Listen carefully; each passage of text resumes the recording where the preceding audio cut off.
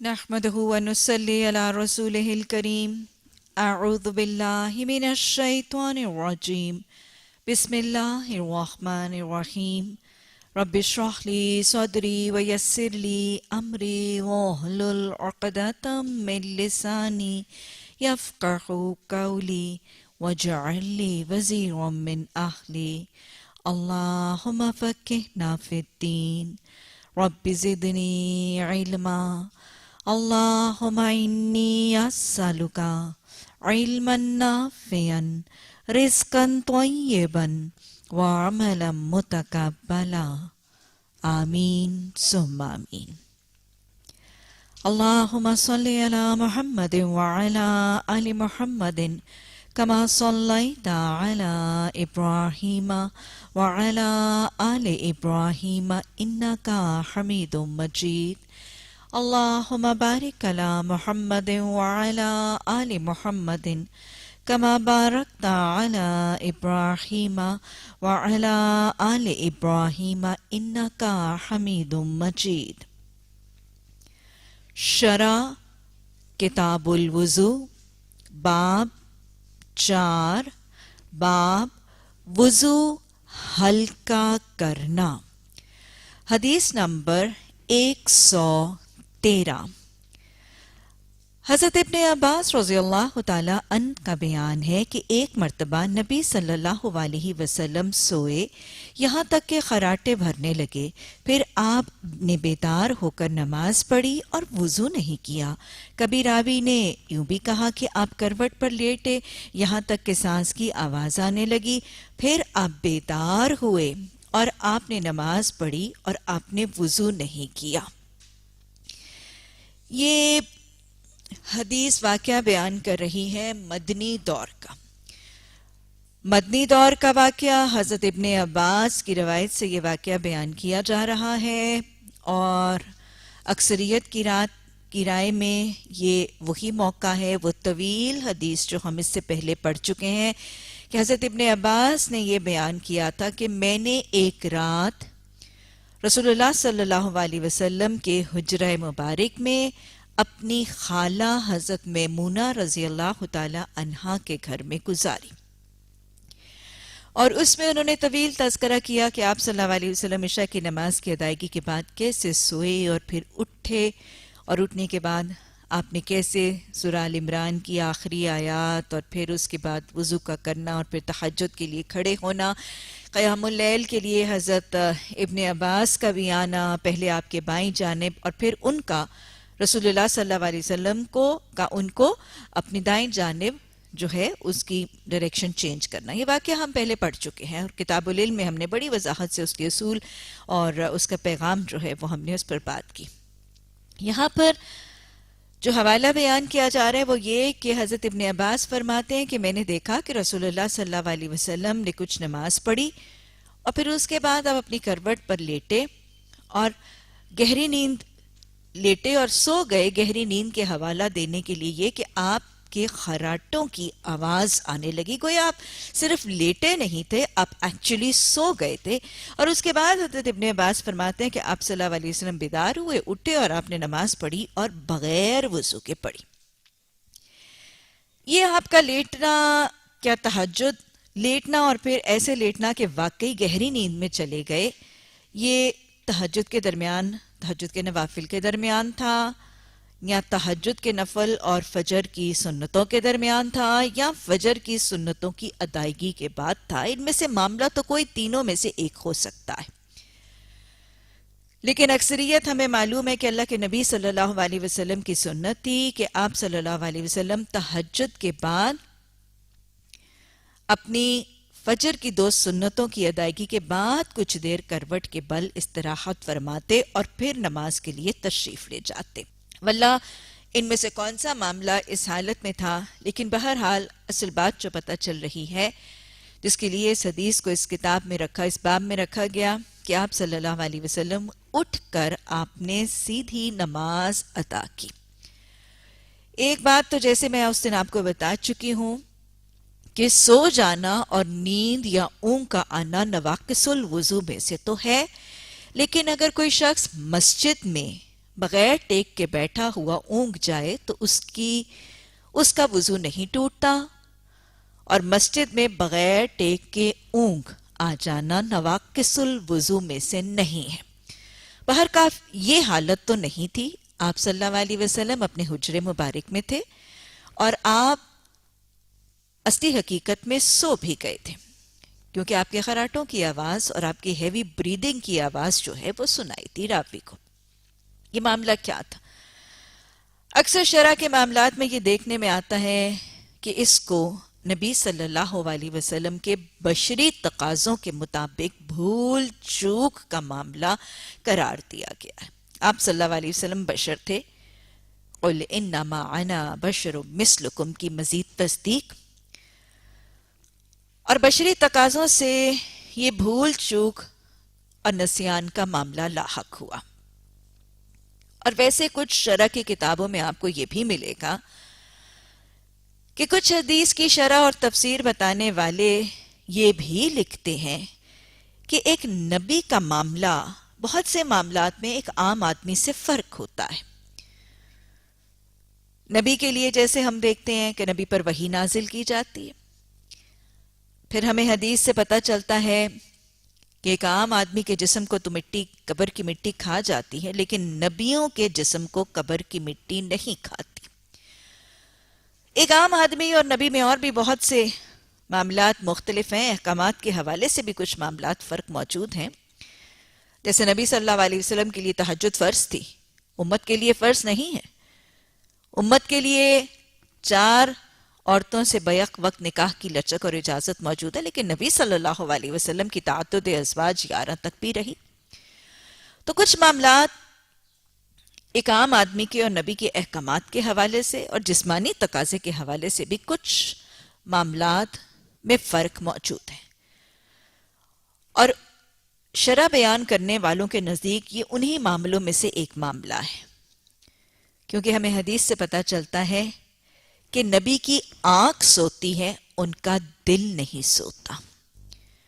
نبی کی آنکھ سوتی ہے لیکن ان کا دل نہیں سوتا، اور نیند کا نواقص الوضو میں سے ایک ہونا بھی اسی لیے ہے کہ جب ایک انسان سو جاتا ہے تو وہ غافل ہے، کیونکہ جب انسان سوتا ہے تو اس کی آنکھ نہیں، اس کا دل اور دماغ دونوں سو جاتے ہیں، اور وہ شخص جو سو جاتا ہے نیند کی غفلت میں، اس کو اپنے وضو کے ٹوٹنے کا احساس نہیں ہوگا، علم نہیں ہوگا ہوا کے خارج ہونے کا، ہاتھ کا کہاں گیا کہاں نہیں گیا، ان چیزوں کے معاملے میں علم نہیں ہوگا۔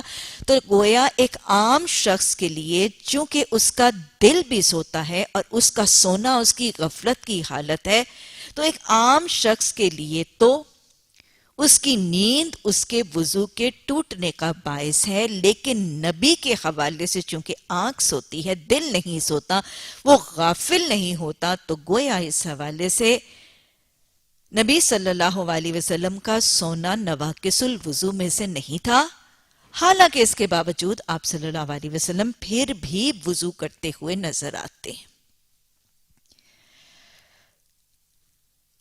آگے چلنے سے پہلے یہ بھی دیکھ لیجئے کہ یہ بھی ہمیں یاد رکھنا ہے کہ اگر کہیں بھول چوک اور خطا یا نسیان سے وضو کا معاملہ ذہن سے نکل جائے، وضو کے ٹوٹنے کا یا وضو کے نہ ہونے کا یا وضو کی کمی کا معاملہ اگر ذہن سے نکل جائے اور بعد میں یاد آ جائے، یعنی بھول چوک کے معاملات پہ وہ بھول تو گیا لیکن وہ معاملہ بعد میں یاد آ گیا، تو پھر بہتر یہی ہوگا کہ اس کو بعد میں وضو کرنے کے بعد اس نماز کو دوہرا لیا جائے، اس کو دوبارہ ادا کر لیا جائے۔ ربنا لا تؤاخذنا ان نسینا او اخطأنا، اللہ سبحانہ تعالی ہم سے بھول چوک، نسیان اور خطا پر مواخذہ نہ فرمانا۔ اللہم حاسبنا حسابا یسیرا۔ باب نمبر 5، مکمل وضو کرنا، اسباغ الوضو، مکمل وضو کرنا۔ حدیث نمبر 114، حضرت اسامہ بن زید رضی اللہ تعالیٰ عنہ سے روایت ہے کہ ایک دفعہ رسول اللہ صلی اللہ علیہ وسلم عرفات سے لوٹے، جب گھاٹی میں پہنچے تو آپ نے اتر کر پیشاب کیا، پھر وضو فرمایا لیکن وضو پورا نہیں کیا۔ میں نے عرض کیا یا رسول اللہ صلی اللہ علیہ وسلم، نماز کا وقت قریب ہے۔ آپ نے فرمایا نماز آگے چل کر پڑھیں گے۔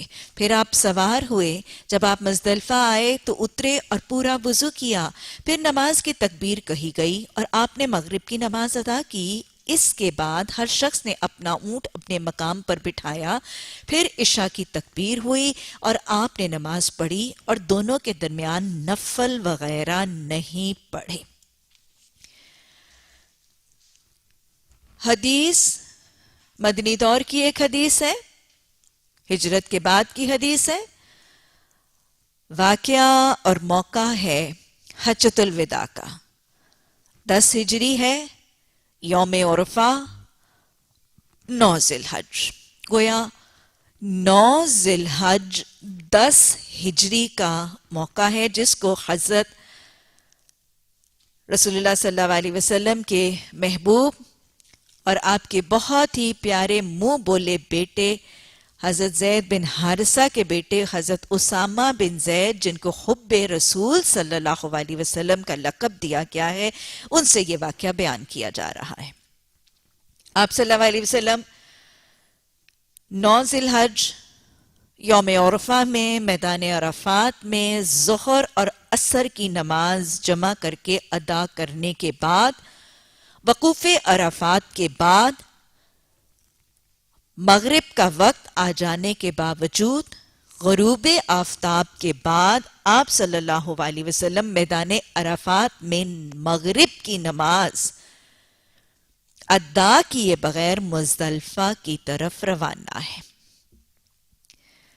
سفر کے دوران آپ سواری پر ہیں، گویا مزدلفہ سے عرفات سے مزدلفہ کا سفر سواری پر کیا جا سکتا ہے۔ یہ پیدل بھی ہو سکتا ہے اور سواری پر بھی ہو سکتا ہے۔ سواری میں آپ صلی اللہ علیہ وسلم کے ساتھ حضرت اسامہ بن زید، جو عمر اس وقت ان کی چھوٹی تھی، وہ آپ کے ساتھ موجود ہیں۔ گویا ایک چھوٹی عمر کا شخص بھی حج اور حج کے مناسک ادا کر سکتا ہے۔ آپ نے سفر کے دوران کچھ دیر کے لیے اترے، رفع حاجت کی، ظاہر ہے یہ نواقص الوضو میں سے ہے، وضو ٹوٹا۔ حضرت اسامہ بن زید کہتے ہیں کہ آپ نے وضو ہلکا کیا، ہلکا وضو کیا۔ ہلکا وضو سے کیا مراد ہے؟ ہلکے وضو سے ایک مراد تو یہ ہے کہ آپ نے اعضائے وضو کو ایک دفعہ دھویا۔ میں آپ کو اس دن بھی بتا چکی ہوں کہ وضو کے اعضاء کو اگر ایک دفعہ بھی دھویا جائے تو وضو ہو جاتا ہے، لیکن 3 دفعہ دھونا افضل ہے، مستحب ہے، اور وضو کے درجات بڑھ جاتے ہیں۔ ہلکے وضو سے ایک مراد تو یہ کہ آپ نے وضو کے اعضاء کو ایک دفعہ دھویا، اور دوسرا مطلب یہ ہے کہ وضو کے اعضاء پر پانی بہت زیادہ کثیر نہیں بہایا، تھوڑے پانی سے وضو کے اعضاء کو دھو ڈالا۔ بہرکیف اس سے ایک بات یہ پتہ چلتی ہے، اور اس کے بعد آپ نے نماز ادا نہیں کی۔ گویا آپ صلی اللہ علیہ وسلم کی ایک سنت یہ پتہ چلتی ہے کہ آپ صلی اللہ علیہ وسلم کثرت سے وضو کرتے نظر آ رہے ہیں۔ آپ نے وضو کیا، آپ نے ہلکا وضو کیا، اس کے بعد نماز ادا نہیں کی۔ یہ ہلکا وضو رسول رحمت صلی اللہ علیہ وسلم کا با وضو رہنے کی نیت سے تھا، نماز کی ادائیگی نہیں، با وضو رہنے کی نیت سے کیا گیا تھا۔ گویا پہلا اصول آپ صلی اللہ علیہ وسلم کی سنت سے با وضو رہنا سنت سے ثابت ہے۔ ہر وقت با وضو رہنا سنت رسول صلی اللہ علیہ وسلم سے ثابت ہے۔ آپ سفر کی حالت میں بھی با وضو رہنے کا اہتمام کرتے نظر آتے ہیں۔ تیسری بات، ہر وقت با وضو رہنے کی نیت اور خواہش سے ہلکا وضو بھی کیا جا سکتا ہے۔ یعنی اگر کوئی شخص ہر وقت با وضو رہنا چاہتا ہے تو اس غرض اور اس مقصد کے لیے ہلکا وضو بھی کیا جا سکتا ہے۔ چوتھی بات یہ پتہ چلتی ہے کہ آپ وضو کا کتنی کثرت سے اہتمام کرتے تھے۔ آپ اللہ کے محبوب بندوں کی صف میں شامل ہونے کے کتنے حریص تھے. پھر ایک اور بات، باوضو رہنے کے لیے تو آپ نے ہلکا وضو کیا، لیکن نماز کے لیے آپ ہلکا وضو نہیں، اہتمام کے ساتھ، تکمیل کے ساتھ، اسباغ الوضو اہتمام کے ساتھ فرماتے تھے. میں پھر دہرا رہی ہوں، باوضو رہنے کے لیے تو شاید آپ نے کسی موقع پر ہلکا وضو کیا، لیکن نماز کی ادائیگی کے لیے جب آپ وضو کرتے تھے تو اس کو مکمل طریقے سے اہتمام اور لزوم کے ساتھ فرماتے تھے. گویا کثرت سے وضو کرنا، باوضو حالت میں پھر سے وضو کرنا، ہر وقت باوضو رہنا اور نماز کے لیے اہتمام اور تکمیل سے وضو کرنے کی سنتوں کا احساس ہو رہا ہے. رسول رحمت صلی اللہ علیہ وسلم جب آگے مزدلفہ تشریف لے گئے اور مزدلفہ پہنچتے ہیں، 9 ذی الحج کے دن کی تاریخ ہے اور یوم عرفہ ہے. مزدلفہ پہنچنے پر آپ نے نماز ادا کی. گویا مزدلفہ یا مشعر الحرام جانا سنت سے بھی ثابت ہے اور قرآن کا حکم بھی ہے. جہاں آپ نے حج کے احکامات پڑھے تھے، اللہ سبحانہ تعالیٰ نے فرمایا تھا ثم افیضوا من حیث افاض الناس واستغفروا اللہ ان اللہ غفور الرحیم، کہ دیکھو جہاں سے لوگ پلٹتے ہیں تم بھی وہیں سے پلٹا کرو. اور میں نے وہاں پہ بھی آپ کو بتایا تھا کہ قریش مکہ جو خانہ کعبہ کے متولی تھے، یہ اپنے آپ کو حمص کہتے تھے اور یہ کہتے تھے کہ ہم حدود حرم سے باہر نہیں جائیں گے. یہ اپنے آپ کو ایک تکبر اور تفاخر اور غرور اور گھمنڈ میں آ کر یہ کہتے تھے کہ ہم خانہ کعبہ کے متولی ہیں، ہم حمص ہیں، ہم خانہ کعبہ کی حدود سے باہر نہیں جائیں گے اپنے مناسک حج کے سلسلے میں. ہم حج کے وہی مناسک کریں گے جو حدود حرم کے اندر رہ کے ہو سکتے ہیں. اور یہ لوگ مسجد الحرام یا مزدلفہ نہیں جاتے تھے. گویا سورہ بقرہ میں اللہ سبحانہ تعالیٰ نے ثم افیضوا من حیث افاض الناس، کہ جہاں سے سب لوگ پلٹتے ہیں منا کی طرف، لوگ مزدلفہ سے واپس میں نہ آتے ہیں، تم بھی وہیں سے آیا کرو. گویا قرآن میں مزدلفہ جانے کا حکم دیا گیا اور آپ نے اپنے حجۃ الوداع کے موقع پر غرور اور تکبر کی بنیاد پر قریش کی اس رسم کا خاتمہ کیا اور آپ صلی اللہ علیہ وسلم بھی مزدلفہ تشریف لے گئے. گویا مزدلفہ یا مشعر الحرام میں رات کو قیام کرنا قرآن کا حکم بھی ہے اور رسول اللہ صلی اللہ علیہ وسلم کی سنت کا نمونہ بھی ہے. میں نے آپ کو حج کے مناسک میں بھی بتایا تھا کہ یہ مناسک حج میں سے ایک مناسک ہے، اور اگر کوئی بیمار ہو یا ضعیف ہو تو حضرت سودہ رضی اللہ تعالی عنہا کے نمونے سے یہ ثابت ہے کہ ایسی بڑی عمر کی خواتین کو البتہ رات ہی کو مزدلفہ سے منا کی طرف منتقل کیا جا سکتا ہے، لیکن پسندیدہ رات کا قیام مزدلفہ ہی میں ہے. پھر مناسک حج کے حوالے سے اور نماز قصر یعنی سفر میں نماز کے حوالے سے نماز جمع بین الصلاتین، 2 نمازوں کو جمع کرنے کا تصور بھی یہاں سے واضح ہو رہا ہے. جواز بھی مل رہا ہے اور طریقے کی نشاندہی بھی ہو رہی ہے. آپ صلی اللہ علیہ وسلم نے مغرب کی نماز کو میدان عرفات سے مؤخر کر کے مزدلفہ میں پہنچنے پر ادا کیا. گویا مغرب اور عشاء کو جمع کیا جا سکتا ہے. اسے جمع بین الصلاتین کہا جاتا ہے. مغرب اور عشاء کو جمع کیا جا سکتا ہے. جمع بین الصلاتین میں نمازوں کی ترتیب کو ملحوظ خاطر رکھا جائے گا، یعنی پہلے آنے والی نماز کو پہلے اور بعد میں آنے والی نماز کو بعد میں پڑھا جائے گا. نمازوں کو جمع کرتے وقت جماعت کا اہتمام بھی کیا جائے گا. اقامت الگ ہوگی اور ان دونوں نمازوں کے درمیان وقفہ کیا جا سکتا ہے. لیکن جمع کی جانے والی نمازوں کے لیے جمع کے آغاز میں تو آپ نے وضو کیا، لیکن دونوں نمازوں کے لیے الگ الگ وضو نہیں کیا. پھر جمع کے حوالے سے یہ بھی پتہ چل رہا ہے کہ جب دو نمازوں کو جمع کیا جائے گا، چاہے وہ ظہر اور عصر ہے اور چاہے وہ مغرب اور عشاء ہے، تو الگ الگ اقامت، ایک وضو، الگ اقامت، درمیان میں وقفہ، لیکن ان دونوں کے درمیان ان کی سنتیں اور نوافل ادا نہیں کیے جائیں گے۔ اگر دونوں نمازوں کے سنتیں اور نوافل ادا کرنے ہیں تو وہ بعد میں ادا کیے جائیں گے۔ انشاءاللہ جب نماز قصر کے احکامات ہم وضاحت سے پڑھیں گے تو تب انشاءاللہ اس پر پوری وضاحت سے بات ہوگی۔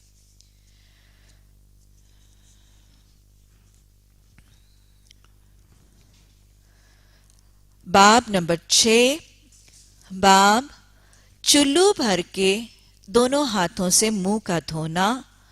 حدیث نمبر 115 حضرت ابن عباس رضی اللہ تعالیٰ عنہ سے روایت ہے کہ انہوں نے وضو کیا اور اپنا منہ دھویا، اس طرح کہ پانی کا ایک چلو لے کر اس سے کلی کی اور ناک میں پانی ڈالا، پھر ایک اور چلو لیا، پھر ہاتھ ملا کر اس سے منہ دھویا، پھر ایک چلو پانی سے اپنا دایاں ہاتھ دھویا، پھر ایک اور چلو لیا اور اس سے اپنا بایاں ہاتھ دھویا، پھر اپنے سر کا مسح کیا، بعد ازاں ایک چلو پانی اپنے دائیں پاؤں پر ڈالا اور اسے دھو لیا، پھر دوسرا چلو پانی لے کر اپنے بائیں پاؤں کو دھویا اور اس کے بعد کہنے لگے، میں نے رسول اللہ صلی اللہ علیہ وسلم کو ایسے ہی وضو کرتے دیکھا ہے۔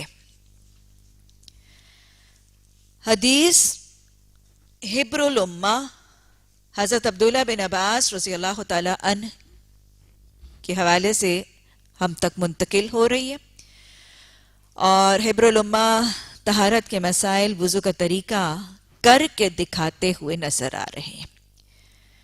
ان کا طریقہ ویسا ہی ہے جیسے انہوں نے نبی صلی اللہ علیہ وسلم کو وضو کرتے ہوئے دیکھا۔ پہلے انہوں نے منہ دھویا، کلی، ناک، منہ، ہاتھوں کے بعد سر کا مسح اور پھر اس کے بعد پاؤں کا دھونا۔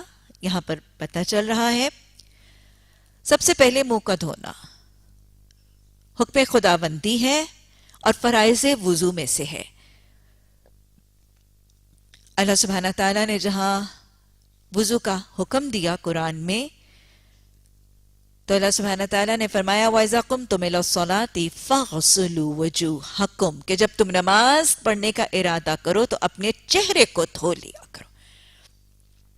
فَاغْسِلُوا وُجُوهَكُمْ کہ زمرے میں کچھ مفسرین تو یہ کہتے ہیں کہ وجوہکم تمہارے چہروں ہی کے حکم میں منہ اور ناک بھی شامل ہے۔ یعنی کچھ کی رائے یہ ہے کہ جہاں قرآن میں چہرے کا حکم ہے تو اس چہرے ہی کے حکم میں منہ اور ناک بھی شامل ہے، گویا ان کے نزدیک منہ اور ناک کا دھونا فرائض وضو ہی میں سے، لیکن اکثریت کی رائے اس کے خلاف ہے۔ میں نے آپ کو اس دن بھی بتایا تھا وضو میں سے کچھ احکامات فرائض ہیں، چہرہ، ہاتھ اور بازو کونی تک، سر کا مسح اور پاؤں ٹخنوں تک، یہ 4 فرائض وضو ہیں۔ باقی چیزیں جو ہم وضو میں شامل کرتے ہیں وہ مسنون ہیں، وہ مستحب ہیں، وہ پسندیدہ ہیں، وضو کے اجر اور فضیلت کو بڑھانے کا ذریعہ ہے۔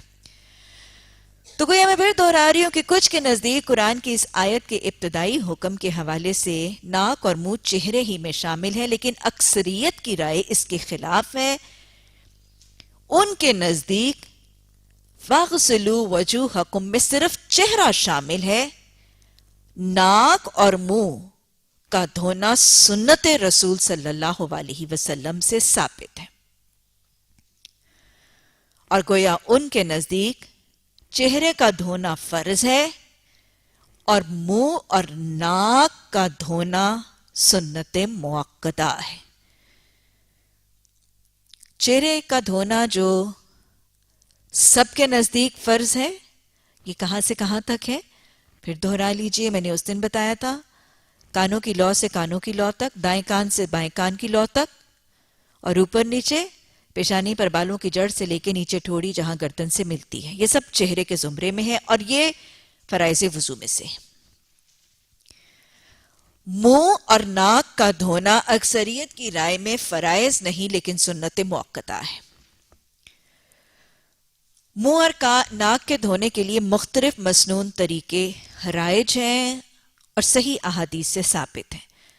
ایک طریقہ جو یہاں پر بتایا جا رہا ہے، اس کے علاوہ بھی طریقے موجود ہیں. یہاں پر جو طریقہ بتایا جا رہا ہے وہ یہ ہے کہ رسول رحمت صلی اللہ علیہ وسلم سے حضرت ابن عباس نے بتایا کہ آپ صلی اللہ علیہ وسلم نے ایک ہی چلو پانی کا لیا، ایک ہینڈ فل، ایک لپ، ایک چلو پانی کا لیا، اسی سے پہلے منہ میں ڈالا اور اسی سے کلی کر لی. یعنی پہلے وہ پانی منہ میں اور پھر ہاتھ اوپر کر کے اسی کو ناک ہی میں چڑھا لیا. تو گویا ایک ہی چلو یا ایک ہی لپ سے پہلے کلی کا پانی نیلا اور پھر ناک میں پانی چڑھانا. یہ ایک دفعہ بھی کیا گیا، 2 دفعہ بھی کیا جا سکتا ہے، 3 دفعہ بھی کیا جا سکتا ہے. دوسرا طریقہ منہ اور ناک کا یہ ہے کہ الگ چلو کلی کے لیے اور الگ چلو ناک کے لیے. یہ جو الگ الگ چلو ناک اور کلی کے لیے لیے جاتے ہیں، ان میں بھی اور دوسرے طریقے میں بھی ناک اور کلی کے طریقے بھی متفرق اور ویریس آپشن سنت سے ثابت ہیں. مثلا منہ کے لیے صرف منہ میں پانی ڈالنا، کلی کرنا اور پانی کو واپس نکال دینا، صرف کلی کرنا بھی ثابت ہے. منہ میں پانی ڈال کر انگلی سے دانتوں کا ملنا اور پھر پانی نکالنا، یعنی کلی کے ساتھ انگلی کے ساتھ دانتوں کا ملنا بھی ثابت ہے. کلی کر کے حلق تک پانی غراروں کی شکل میں لے کے جانا بھی سنت سے ثابت ہے. اور مسواک کا کرنا بھی سنت سے ثابت ہے. یہ چاروں طریقے منہ ہی کے لیے موجود ہیں. صرف کلی کرنا، کلی کے ساتھ دانتوں کو انگلی سے ملنا، صاف کرنا، کلی کے پانی کو اچھی طرح غرارے کی شکل میں حلق تک لے جانا، اور یا مسواک کا کرنا. کیونکہ حدیث میں رسول رحمت صلی اللہ علیہ وسلم کے الفاظ موجود ہیں، مسواک منہ کو صاف کرنے والی اور اللہ کو راضی کرنے والی ہے. آپ صلی اللہ علیہ وسلم نے حدیث مبارکہ میں یہ بھی فرمایا، آپ خود کثرت سے مسواک کرتے ہوئے نظر آتے ہیں. صبح اٹھتے سار، رات کو سوتے وقت، ہر نماز سے پہلے اور وضو کے ساتھ نماز کثرت سے کرتے ہوئے آپ نظر آتے ہیں، اور اس قدر اہتمام سے کرتے تھے. آگے جا کے آپ پڑھیں گے بھی کہ آپ صلی اللہ علیہ وسلم جب مسواک کرتے تھے تو اتنا زیادہ اس کو دانتوں کی پچھلی جڑوں تک اور زبان کے اوپر بھی ملتے تھے کہ آ کی آواز آتی تھی، کہ گویا آپ صلی اللہ علیہ وسلم کہہ کرنے والے. تو اہتمام کے ساتھ تکمیل کی حد تک ہر نماز کے وضو کے ساتھ مسواک کرنا یہ سنت رسول صلی اللہ علیہ وسلم سے ثابت ہے. اور آپ صلی اللہ علیہ وسلم نے اس کو اللہ کی رضا کا طریقہ بھی بتایا. لیکن آپ صلی اللہ علیہ وسلم کی حدیث کے الفاظ ہیں کہ اگر مجھے یہ فکر نہ ہوتی کہ یہ امت کے تمام لوگوں پر، یا کچھ حدیث میں آتا ہے کچھ لوگوں پر بھاری نہ ہوگا، تو میں یہ حکم دیتا کہ ہر وضو کے ساتھ مسواک کی جائے. یعنی کچھ لوگوں کے لیے مشکل ہو جائے گا، تو ان کچھ لوگوں کی سہولت کی اور آسانی کو مد نظر رکھ کے آپ نے اس کی پابندی کی تاکید نہیں فرمائی، ورنہ آپ نے اس کے پسندیدہ ہونے کا بہت زیادہ نمونہ اور اس کی حدیث کا حوالہ بھی دیا. تو گویا منہ کا دھونا ان مختلف انداز میں ہو سکتا ہے.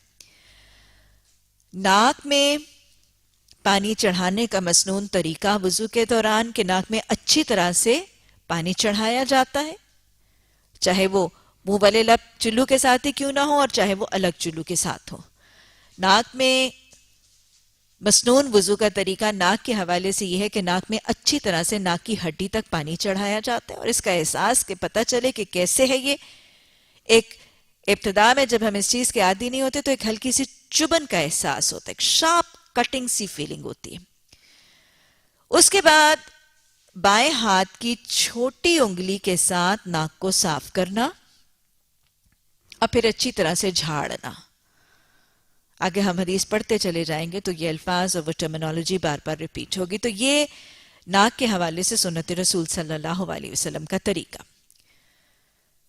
حدیث سے یہ بھی پتہ چلتا ہے کہ آپ صلی اللہ علیہ وسلم نے پھر دونوں ہاتھوں کو مسح سے پہلے دونوں ہاتھوں کو دھویا اور پھر اس کو جھاڑا، کیونکہ سر میں پانی ڈالنا سنت سے ثابت نہیں ہے.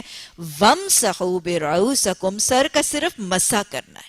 ہاتھوں کو دھونے یا ہاتھوں کو تر کرنے کے بعد ان کو ہلکا سا جھاڑ کے، اس حالت میں کہ ہاتھوں پر نمی یا تری باقی رہے، ان تر یا نم ہاتھوں کے ساتھ سر کا مسح کرنا فریضہ بھی ہے، فرائض وضو میں بھی ہے اور سنت سے بھی ثابت ہے. سر میں پانی ڈالا نہیں جائے گا، سر کو دھویا یا گیلا نہیں کیا جائے گا، تر ہاتھوں کے ساتھ ہاتھ ملا جائے گا، اور یہی فرائض وضو میں سے ہے. آگے چلنے سے پہلے ایک اور بات بھی واضح ہوتی ہے. چونکہ آپ صلی اللہ علیہ وسلم وضو کے پانی کے برتن میں ہاتھ ڈالتے چلے جا رہے تھے اگلے سٹیپ کے لیے، تو گویا مستعمل پانی سے وضو کرنا درست ہے. مستعمل وہ پانی جو استعمال کیا جا چکا ہے. استعمال کیا جانے والا پانی مستعمل پانی سے وضو کرنا جائز ہے. اور پانی مستعمل کب ہوتا ہے؟ جب اس میں ہاتھ ڈال دیا جائے. تو لہٰذا مستعمل پانی سے وضو کرنا جائز ہے، بشرطے کہ وہ مستعمل پانی ایسا نہ ہو کہ جنابت کی ناپاکی میں اس میں ہاتھ ڈالا گیا ہو. یہ مسئلہ انشاءاللہ آگے جا کے غسل کے احکامات کے حوالے سے ہم اس پر بات کریں گے. باب نمبر 7، باب بیت الخلاء جانے کے وقت کی دعا.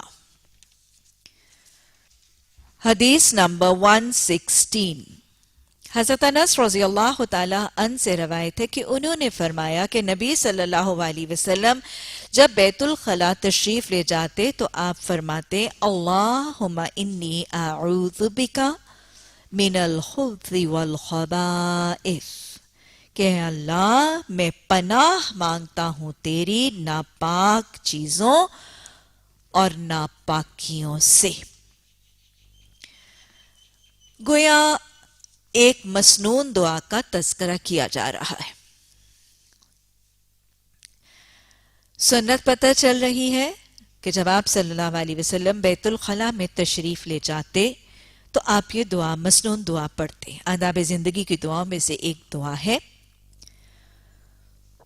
یہ دعا اگر باقاعدہ وہ جگہ جو بیت الخلاء کے طور پر تعمیر کی گئی اس میں داخل ہونے سے پہلے بھی پڑھی جائے گی،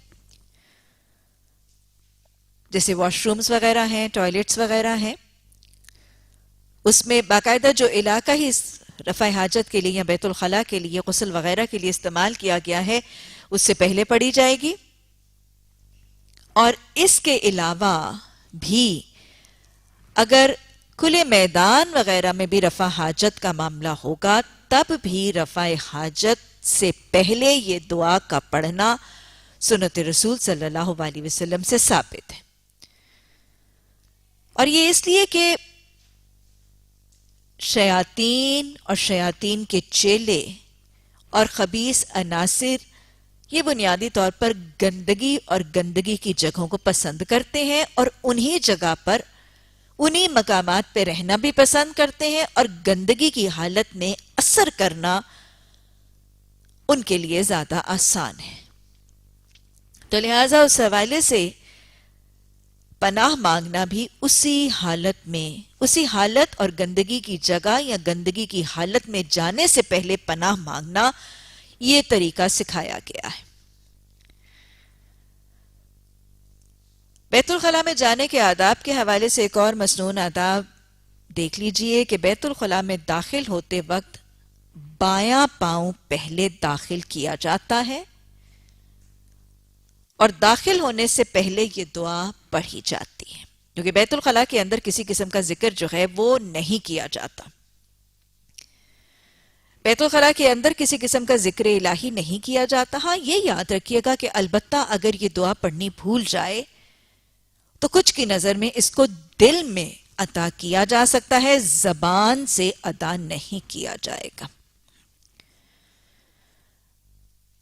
داخل ہونے سے پہلے دعا پڑھی جائے گی، الٹا پاؤں یا بایاں پاؤں پہلے اندر رکھا جائے گا، اور یہ بچوں کی اور چھوٹے بچوں کی تربیت بھی والدہ یا بڑی بہنیں ہی کرنے والی ہوگی. اور پھر اس کے بعد انشاءاللہ بیت الخلاء کے آداب پر پوری وضاحت سے ہم انشاءاللہ بات تو کریں گے. الگ الگ احادیث پڑھتے رہیے، پھر انشاءاللہ اس کی سمری بنا کے پوری وضاحت سے بات ہوگی. تو لہٰذا اس کے بعد دعا باہر ہی پڑھی جائے گی. اصول ایک پتہ چلتا ہے کہ نبی صلی اللہ علیہ وسلم کو اپنی امت سے کتنی شدید محبت تھی. کیا ہمیں آپ سے اتنی محبت ہے؟ آپ صلی اللہ علیہ وسلم کو امت کے افراد کی حفاظت اور پناہ کی کتنی فکر تھی. کیا ہمیں آپ کے دین کی حفاظت کی اتنی فکر ہے؟ کیا ہمیں حدیث اور سنت کی تعلیمات کی حفاظت کی اتنی فکر ہے؟ ایک اور رسول ہر وقت شیطان کے وسوسوں اکساہٹوں سے بچنے کی فکر، کوشش اور دعا کرنی پسندیدہ ہے. ہر وقت گندگی اور خباثتوں سے بچنے کی کوشش اور فکر کرنی اور دعا کرنی لازم ہے. ہر وقت زبان کو ذکر الہی سے تر رکھنا مسنون ہے. اور اپنی زبان کو ذاکر زبان بنانے کا ایک طریقہ آداب زندگی کی دعائیں اپنانا ہے. ہر حال ہر وقت دعائیں کرنا بھی سنت سے ثابت ہے. اور ہر وقت اللہ سبحانہ تعالی کی پناہ میں آنے کی خواہش اور دعا کرنا بھی سنت کا نمونہ ہے. اللہ ہمیں یہ مسنون آداب زندگی یاد رکھنے، ان دعاؤں کو حفظ کرنے، ان کی آگے تعلیم اور تبلیغ کرنے اور جن تک پہنچائیں ان کو ہمارے لیے صدقہ جاریہ بننے کی توفیق عطا فرما. باب نمبر 8، باب بیت الخلاء کے پاس پانی کا رکھنا. حدیث نمبر 117، حضرت ابن عباس رضی اللہ تعالیٰ عنہ سے روایت ہے کہ ایک دفعہ نبی صلی اللہ علیہ وسلم بیت الخلاء گئے تو میں نے آپ کے لیے وضو کا پانی رکھ دیا. آپ نے باہر نکل کر پوچھا کہ یہ پانی کس نے رکھا ہے؟ آپ کو بتایا گیا تو آپ نے فرمایا، اے اللہ اسے دین کی سمجھ عطا فرما. گویا بیت الخلاء کے آداب کے حوالے سے کچھ اور آداب کا تذکرہ. بیت الخلاء میں استنجا، رفع حاجت کے بعد استنجا وغیرہ کرنے، طہارت اور پاکی حاصل کرنے کے لیے پانی کا ہونا لازم ہے. یہ پانی پہلے سے بھی رکھا گیا ہو، یعنی پہلے سے بھی رکھا جا سکتا ہے کہ وہ وہیں پر موجود ہو. بیت الخلاء میں جانے والا اس کو اپنے ساتھ بھی لے کے جا سکتا ہے، اور کوئی دوسرا خادم یا کوئی معاون بھی کسی دوسرے کے لیے بیت الخلاء میں پانی رکھ سکتا ہے. گویا استنجا کرنا اور پانی سے استنجا کرنا رسول اللہ صلی اللہ علیہ وسلم کی سنت ہے. ایک اور اصول پتہ چل رہا ہے کہ وہ شخص جو معزز ہو، جو محترم ہو یا جو محبوب ہو، اس کی خدمت کرنی پسندیدہ ہے. اگلی بات، کسی کی پاکی یا طہارت کی معاونت کی مدد کرنا بھی خدمت کا ایک بہت عمدہ طریقہ ہے. کسی کی پاکی یا طہارت میں اس کی مدد کرنا، اس کی معاونت کرنا، یہ خدمت کا ایک بہت اچھا طریقہ ہے. آپ نے اس کو پسند کیا. کیسے پتہ چلتا ہے کہ آپ نے پسند کیا؟ آپ نے دعا دی، آپ نے دریافت کیا اور پتہ چلنے پر اس خادم کو دعا دی. اصول، اگر ہم کسی کی خدمت کرنا چاہتے ہیں، کسی بیمار کی، کسی مریض کی، کسی ضعیف کی، کسی کمزور کی، کسی بوڑھے والدین کی، تو ان کی پاکی اور ان کی طہارت کے معاملات میں ان کی معاونت کرنا خدمت کا ایک بہت عمدہ طریقہ ہوگا. اولادوں کے لیے بہت پسندیدہ عمل ہے والدین بوڑھے ہو جائیں. اللہ سبحانہ تعالیٰ ہمارے والدین کو کسی کے والدین کو اپنے سوا کسی اور کا محتاج نہ کرنا، لیکن اللہ ہمیں پھر بھی ان کی خدمت پوری جاں فشانی کے ساتھ، ہمت اور محنت کے ساتھ کرنے والی اولاد بھی بنا دینا. یا ارحم الراحمین، ان کی پاکی، ان کی طہارت میں ان کا معاون اور مددگار بنا دے. آج ہم دیکھتے ہیں کہ اولادیں اپنے والدین کے، ان کے کھانے کے بارے میں، ان کے دوا کے بارے میں، ان کے علاج کے بارے میں تو فکر کرتی ہیں، لیکن اکثریت اولادیں آپ آج کے دور میں دیکھیں والدین کی پاکی، طہارت، ان کے وضو اور ان کے نماز کی اتنی فکر کرتی نہیں نظر آتی. تو گویا خدمت کے حوالے سے کسی کی پاکی اور طہارت کے معاملات میں اس کی معاونت کرنا یہ بھی بہت ہی عمدہ خدمت ہے. پھر آپ صلی اللہ علیہ وسلم کی ایک سنت کا احساس ہو رہا ہے کہ آپ اپنے خادموں، اپنے ماتحتوں، اپنے ساتھیوں، اپنے رفیقوں، اپنے شاگردوں اور اپنے رشتہ داروں کو کثرت سے دعائیں دیتے نظر آ رہے ہیں. آپ اپنی خدمت کرنے والوں کو بھی دعائیں دیتے نظر آ رہے ہیں. خادموں کے لیے دعا کرنا سنت رسول صلی اللہ علیہ وسلم سے ثابت ہے. معاونین کے لیے دعا کرنا سنت رسول صلی اللہ علیہ وسلم کا نمونہ ہے. خادموں کو، ساتھیوں کو، معاونوں کو تحفے دینا بھی سنت سے ثابت ہے. اور یہاں آپ کون سا تحفہ دے رہے ہیں؟ بہترین تحفہ، بہترین ہدیہ دعا کا ہدیہ ہے. یہ وہی دعا ہے جب ہم نے پہلے بھی پڑھی. اللہ کے رسول صلی اللہ علیہ وسلم نے حضرت عبداللہ بن عباس کے لیے یہ دعا پہلے بھی کی، اور آپ ہی کی دعا کی قبولیت کی تاثیر ہے کہ حضرت عبداللہ بن عباس حبر الامہ بنے. گویا آپ ایک ہی دعا بار بار دہراتے نظر آتے ہیں.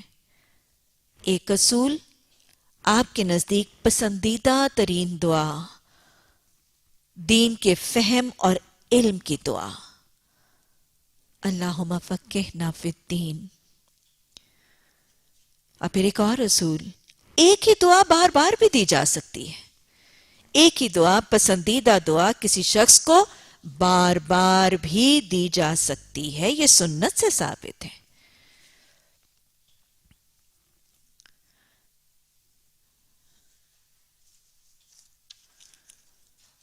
باب نمبر 9، باب قضائے حاجت کے وقت قبلہ رخ ہو کر نہ بیٹھنا.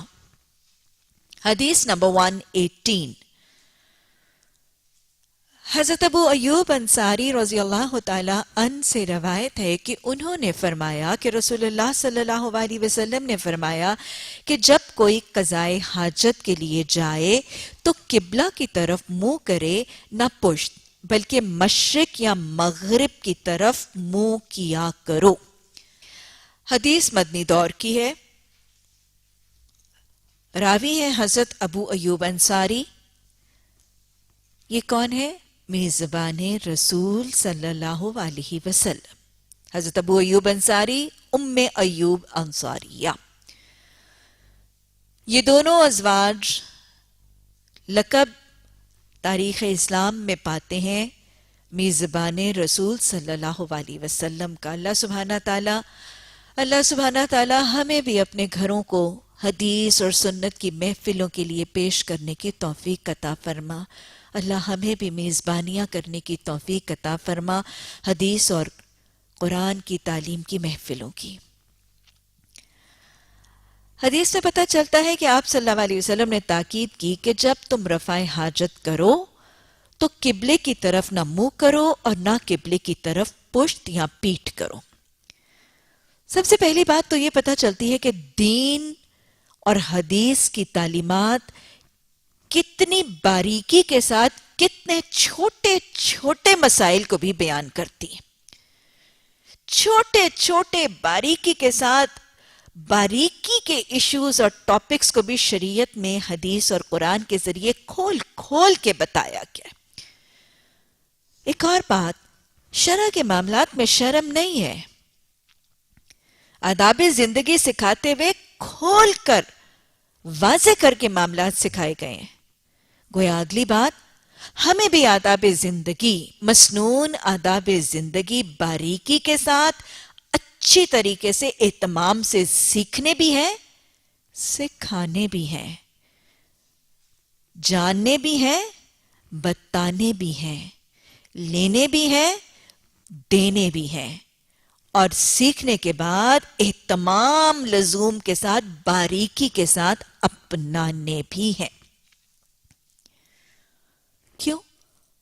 کیونکہ جب زندگی کے آداب، زندگی کے طریقے، نشست برخاست، اٹھنا بیٹھنا، کھانا پینا، گھر سے نکلنا جانا، یہ سنت کے آداب کے مطابق ہوگا تو وہ عمل جو میں نے اور آپ نے بہر کیف کرنا ہی کرنا ہے، وہ عمل پورے کا پورا عبادت بن جائے گا، اجر اور ثواب کا ذریعہ اور وسیلہ بن جائے گا.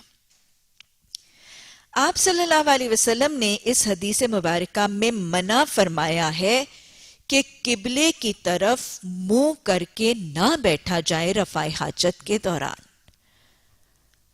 شرع میں اس کی وجہ یہ بتائی گئی ہے کہ جب کوئی شخص قبلے کی سمت رفع حاجت کی طرف وقت بیٹھے گا تو ناپسندیدہ یہ اس لیے ہے کہ شرمگاہ قبلے کی طرف کھل جائے گی. قبلے کے احترام کے لیے اس چیز سے گریز کیا جائے کہ شرمگاہ قبلہ رخ نہیں کھلے. گویا اس کے حوالے سے یہ ادب، قبلے کے اہتمام کے لیے یہ ادب سکھایا گیا. یہ جو کہا گیا کہ قبلے کی طرف پشت نہ کرو، کچھ کے نزدیک تو یہ قبلے کے احترام کے لیے ہے کہ اس کی طرف پشت یا پیٹ نہ کی جائے، لیکن اکثریت کی رائے اگلی حدیث کو ملا کر اس حوالے سے ہے کہ خانہ کعبہ کی سمت مدینہ کی بستی میں، جہاں میں نے آپ کو تحویل قبلہ کے احکامات پڑھائے تھے، میں نے آپ کو بتایا تھا کہ مدینہ کی بستی میں حرم اور بیت المقدس کی سمتیں آپس میں بالکل اپوزٹ تھی. جب حرم کی طرف پشت ہوتی تو بیت المقدس کی طرف چہرہ ہوتا. تو گویا کچھ کے نزدیک تو یہ کہ جب یہ کہا گیا کہ حرم کی طرف یا قبلے کی طرف پشت نہ کرو تو یہ بذات خود قبلے کے احترام ہی کے لیے قبلے کی طرف پشت سے منع کیا گیا. لیکن اکثریت کے نزدیک، جب اگلی حدیث کو مل کے پڑھیں گے پھر آپ کو زیادہ واضح ہوگا، اکثریت کے نزدیک مدینہ کی بستی میں قبلے کی طرف پشت سے منع اس لیے کیا گیا کہ جب قبلے کی طرف پشت ہوگی تو چہرہ بیت المقدس کی طرف ہوگا،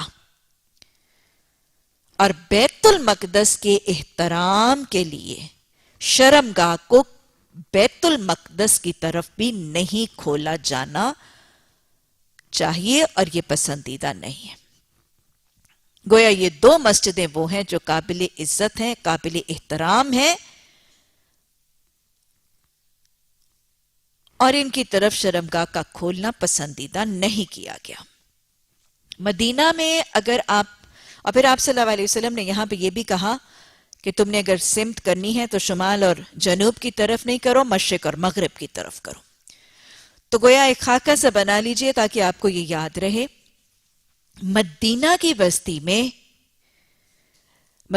بستی میں قبلہ جنوب یا ساؤتھ کی طرف تھا. مدینہ کی بستی میں قبلہ ساؤتھ یا جنوب کی طرف تھا، اور ساؤتھ اور جنوب کو دکن بھی کہا جاتا ہے. میں دکن اس لیے بتا رہی ہوں کہ شاید کچھ پرانی زبان جن حدیث کی کتابوں میں لکھی جاتی ہے وہاں دکن ہوگا تو شاید آپ کو ترجمہ سمجھ نہیں آئے گا.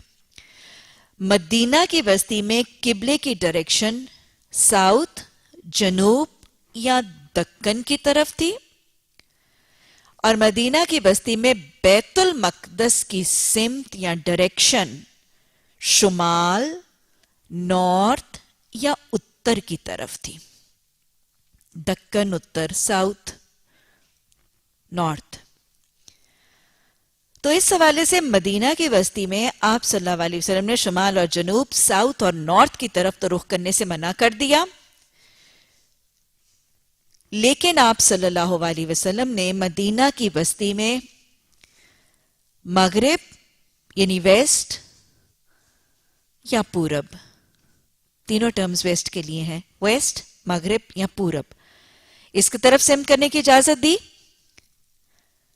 اور یا مشرق، ایسٹ یا پچھم، اس کی طرف چہرہ کرنے کی اجازت دی۔ یہ خاص سمت صرف مدینہ کی بستی کے لیے تھی۔ جیسے میں نے آپ کو تحویل قبلہ میں بتایا تھا کہ مدینہ میں رخ شمال سے جنوب کی طرف موڑا گیا تھا۔ بر صغیر پاک و ہند کے مسلمان جنوب کی طرف رخ کر کے نماز نہیں پڑھیں گے، کیونکہ ہمارے لیے قبلے کی ڈائریکشن جنوب نہیں مغرب کی طرف ہے۔ بر صغیر پاک و ہند کے مسلمانوں کے لیے قبلے کی سمت مغرب، ویسٹ یا پورب کی طرف ہے۔ گویا یہاں پر پھر رفع حاجت کون سی سمت نہیں کرنا چہرہ؟ یہاں پر پاکستان کے مسلمانوں کے لیے رفع حاجت کے لیے مغرب یا ویسٹ کی طرف منہ نہیں کیا جائے گا، کیونکہ یہ قبلے کی ڈائریکشن ہے۔ اور پاکستان یا بر صغیر کے مسلمان شمال یا نارتھ اور ساؤتھ یا جنوب کی طرف رفع حاجت کے وقت منہ کر سکتے ہیں۔ تو گویا میں پھر دوہرا رہی ہوں، یہ اسپیسیفکلی حدیث کی ڈائریکشنز مدینہ کے لیے ہیں، اور اپنے لوکل علاقے کی ڈائریکشنز جو ہیں وہ قبلے کے حوالے سے ڈٹرمن کی جائیں گی، اور دوسری دو ڈائریکشنز کی طرف اجازت اور لچک موجود ہوگی۔ حدیث نمبر 119، 119، باب نمبر 10، اینٹوں پر بیٹھ کر قضائے حاجت کرنا۔ حدیث نمبر 119 حضرت عبداللہ بن عمر رضی اللہ تعالی عنہ سے روایت ہے کہ انہوں نے فرمایا کہ کچھ لوگ کہتے ہیں کہ جب تم قضائے حاجت کے لیے بیٹھو تو نہ قبلے کی طرف منہ کرو اور نہ بیت المقدس کی طرف۔ گویا اب یہاں پہ سمت کی ڈائریکشن نہیں ہے، نارتھ ساؤتھ نہیں بتایا گیا، صرف بیت المقدس اور قبلہ بتایا گیا۔ تو قبلے کی طرف منہ نہ کرو اور نہ بیت المقدس کی طرف۔ حالانکہ میں ایک دن اپنے گھر کی چھت پر چڑھا تو دیکھا کہ رسول اللہ صلی اللہ علیہ وسلم قضائے حاجت کے لیے 2 کچی اینٹوں پر بیت المقدس کی طرف منہ کر کے بیٹھے تھے۔ بیت المقدس کی طرف آپ صلی اللہ علیہ وسلم منہ کر کے بیٹھے تھے۔ یہ حدیث کیا پچھلی حدیث کو نیگیٹ کرتی ہے؟ نعوذ باللہ ہم یہ بھی ازیوم نہیں کر سکتے ثم نعوذ باللہ کہ آپ نے امت کو کچھ تاکید کی اور آپ نے نعوذ باللہ خود اس کے برخلاف کیا، تو ان دونوں کو ریلیٹ کرنا ہے۔ آپ صلی اللہ علیہ وسلم کا رفع حاجت کا یہ عمل گھر کی چھت پر بیان کیا جا رہا ہے۔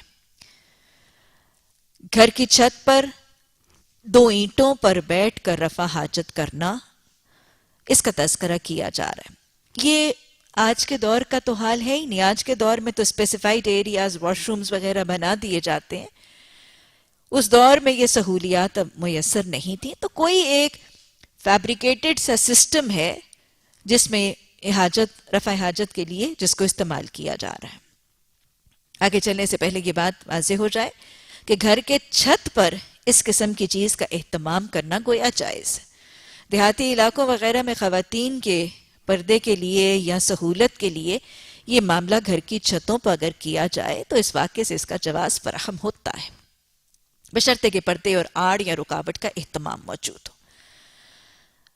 ایک بات تو وہی پتہ چل رہی ہے جو پچھلی حدیث میں تھی کہ قبلہ یا بیت المقدس کی طرف رخ کر کے رفع حاجت کرنے کی مناہی پتہ چل رہی کہ نہ چہرہ قبلے کی طرف ہوگا، نہ پشت بیت المقدس کی طرف ہوگی اور نہ چہرہ بیت المقدس کی طرف ہوگا، یہ بات پتہ چل رہی۔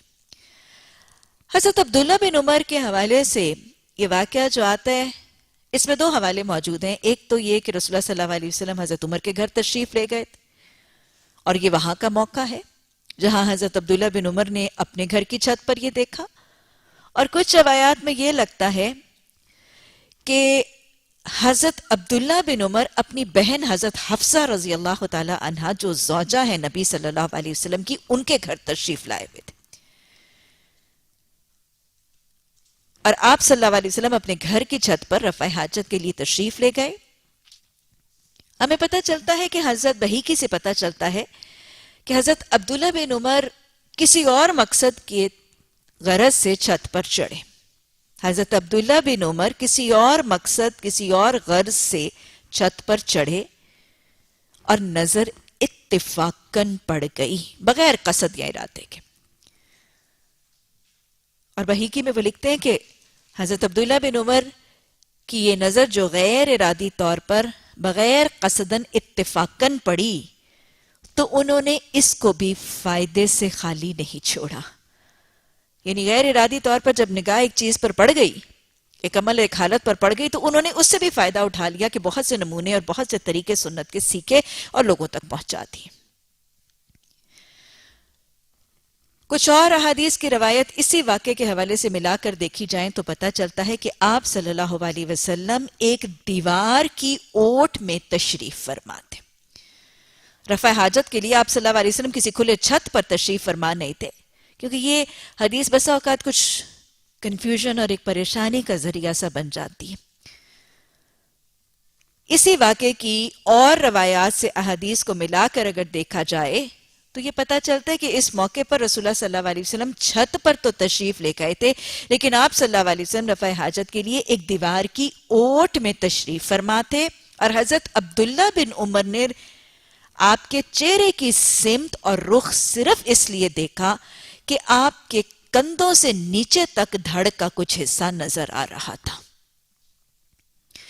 سطر بہرحال دیوار کی اوٹ یا رکاوٹ میں تھا، اور آپ کے جسم کا صرف اوپر والا حصہ نظر آ رہا تھا، اور اس سے حضرت عبداللہ بن عمر نے آپ کے بیت المقدس کی طرف چہرے کے سمت کے ہونے کا تعین کر لیا۔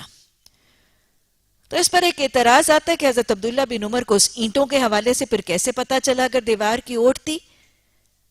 تو راوی یہ کہتے ہیں کہ ان اینٹوں کا وہاں پہ ہونے کا علم حضرت عبداللہ بن عمر کو اس سے پہلے ان کے علم میں موجود تھا۔ تو ان اینٹوں کا تذکرہ اس وقت کے مشاہدے نہیں، اپنے پہلے کے علم کی بنیاد پر، اور آپ صلی اللہ علیہ وسلم کے چہرے کے قبلے بیت المقدس کی طرف ہونے کا تذکرہ صرف اس بنیاد پر کہ ان کا چہرہ آپ کو نظر آیا اور آپ نے اس چہرے کی سمت کا تعین کر لیا۔ بہرحال آپ صلی اللہ علیہ وسلم کا چہرہ بیت المقدس کی طرف تھا، کیونکہ ایک اور صحابہ کرام کی ایک اور جماعت کا تذکرہ ہمیں ملتا ہے کہ وہ کہتے ہیں کہ ہم اہل شام کی طرف گئے۔ اہل مدینہ کا تذکرہ آتا ہے کہ ہم شام کی طرف گئے تو ہم نے ان کے جو بیت الخلا ہیں ان کی سمت ہم نے بیت المقدس کی طرف یا ہم نے قبلے کی طرف دیکھی، تو ہم نے استغفار بھی کیا اور ہم نے ان بیت الخلا کو استعمال بھی نہیں کیا۔ تو گویا اب ان دونوں احادیث کے معاملے کو کیسے آپس میں لنک کیا جائے گا؟ جمہور علماء، امام مالک، امام شافعی اور امام احمد بن حنبل، امام مالک، امام شافعی اور امام احمد بن حنبل اور جمہور علماء کی رائے میں ایک دیوار کی آڑ میں یا ایک تعمیر کردہ بیت الخلا میں اگر قبلے یا بیت المقدس کی طرف رخ یا پشت کر لی جائے تو اس کی اجازت موجود ہے۔ ایک تعمیر کیا ہوا بیت الخلا جس کے آگے پیچھے دیواریں ہیں، دیواروں کی آڑ یا رکاوٹ ہے، ایسے تعمیر کیے ہوئے بیت الخلا میں رفع حاجت کے دوران تو چہرہ قبلے یا بیت المقدس کی طرف کیا جا سکتا ہے، لیکن یہ حدیث کا واقعہ اور سنت کا نمونہ خاص ہے رفع حاجت کے لیے کھلے میدان میں۔ یہ حدیث کی تاکید اور یہ سنت کا نمونہ ایک کھلے میدان میں رفع حاجت کرنے والے کے لیے پابندی دے رہا ہے کہ اگر کوئی شخص کھلے میدان میں رفع حاجت کرتا ہے تو اس کو حتی الامکان نہیں، اس کو اس چیز سے پرہیز کرنا ہے کہ وہ اپنی سمت اور اپنا رخ قبلے کی طرف یا بیت المقدس کی طرف نہ کرے، لیکن اگر ایک باقاعدہ تعمیر کردہ دیواروں والا یا آڑ اور رکاوٹ والا بیت الخلا ہے تو اس میں لچک نکلتی ہے آپ صلی اللہ علیہ وسلم کے اس سنت کے واقعے سے کہ سمت قبلے یا بیت المقدس کی طرف کی جا سکتی ہے۔ بہرحال اگر ان حالات میں اور تعمیر کیے ہوئے بیت الخلا میں بھی اگر اس سے بچا جا سکتا ہو تو پسندیدہ ضرور ہوگا۔ ایک اور سنت کا عمل رفع حاجت یا بیت الخلا کے آداب کے حوالے سے جو رسول اللہ صلی اللہ علیہ وسلم کی سنت کا ہمیں اس سے پتہ چلتا ہے وہ یہ کہ آپ صلی اللہ علیہ وسلم رفع حاجت کے لیے 2 اینٹوں پر تشریف فرماتے۔ آپ کا 2 کچی اینٹوں پر بیٹھنا یہ سنت نظر آ رہی ہے۔ 2 اینٹوں پر پاؤں کے بل بیٹھنا ایک تو اس حوالے سے کہ زمین سے ذرا سے اونچے ہو جائیں، نجاست سے بچنے کے لیے اور پیشاب کے چھینٹوں سے بچنے کے لیے، نجاست سے بچنے کے لیے، گندگی سے دور رہنے کے لیے اور پیشاب کے چھینٹوں سے بچنے کے لیے ان 2 اینٹوں پر پاؤں رکھے گئے، اور پھر ساتھ ہی رفع حاجت کے وقت پاؤں کے بل بیٹھنے یا سکواٹنگ کا پوسچر کی سنت جو ہے وہ وضع ہو رہی ہے۔ سنت رسول صلی اللہ علیہ وسلم سے پاؤں کے بل بیٹھ کر رفع حاجت کرنا ثابت ہے۔ آگے جا کے جب ہم پڑھیں گے کہ کچھ موقع ایسے ہیں جہاں پر آپ نے امت کے ان مجبور لوگوں کے لیے جن کو کسی بیماری یا کسی مشقت کی وجہ سے پاؤں کے بل بیٹھنا مشکل ہے، کچھ موقعوں پر کھڑے ہونے کا نمونہ قائم کیا گیا ہے، لیکن وہ پسندیدہ اور عام نہیں ہے، وہ مجبوری کے تحت ایک نمونہ قائم کیا گیا ہے، لیکن وہ شخص جو صحت مند ہے اور صحیح اعضاء کے صحت کی بنیاد پر یہ سنت اپنا سکتا ہے، اس کے لیے سنت کا نمونہ رفع حاجت کے لیے پاؤں کے بل بیٹھنا ہی ہے۔ اسکواٹنگ از دا پوسچر۔ اور یاد رکھیے گا آج میڈیکل سائنسز بھی اس بات کی تصدیق کرتی ہیں کہ وائڈنگ کے لیے اور رفع حاجت کے لیے یہ بہترین پوسچر ہے، اور صرف وائڈنگ ہی کے لیے نہیں، استنجا اور جسم کو گندگی اور نجاست سے دھو کر صاف کرنے، رفع حاجت کے لیے بھی اور استنجا کے لیے بھی یہی پوسچر پسندیدہ اور بہترین ہے ان لوگوں کے لیے جو جسمانی اعضاء اور جوڑوں کی صحت کا معاملہ رکھتے ہیں، ان کے لیے سنت کا نمونہ یہی ہے۔ اللہ سبحانہ تعالی ہمیں مسنون آداب زندگی کو سیکھنے، سکھانے، ان کو اپنانے اور اپنی زبانوں کو ذاکر بنانے کی توفیق عطا فرمائے۔ اللہم اجعلنی من التوابین واجعلنی من المتطہرین۔ ربنا لا تزغ قلوبنا بعد اذ ہدیتنا وہب لنا من لدنک الرحمہ انک انت الوہاب۔ سبحانک اللہم وبحمدک نشہد ان لا الہ الا انت نستغفرک ونتوب الیک۔ سبحان ربک رب العزت عما یصفون وسلام علی المرسلین والحمد للہ رب العالمین۔ آمین ثم آمین۔